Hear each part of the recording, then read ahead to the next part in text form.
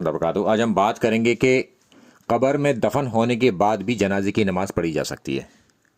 اللہ کے رسول صلی اللہ علیہ وسلم کے زمانے میں ایک صحابیہ جو مسجد کی صفائی کرتی تھیں، ان کا انتقال ہو گیا اور اصحاب نے انہیں دفن کر دیا۔ اللہ کے رسول صلی اللہ علیہ وسلم نے ان سے پوچھا، ان کے حوالے سے تو لوگوں نے بتایا کہ ان کا انتقال ہو گیا اور ہم نے انہیں دفن کر دیا۔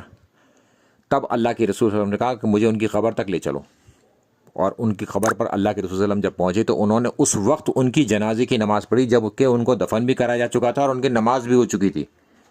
اور اللہ کے رسول صلی اللہ علیہ وسلم نے فرمایا نماز پڑھنے کے بعد کہ یہاں کی جو قبریں تھیں وہ تاریخی تھیں، یعنی کہ سیاہی اندھیرا تھا ان میں، اور میری نماز پڑھنے کی وجہ سے یہ منور ہو گئی، روشنی آ گئی ان کے اندر۔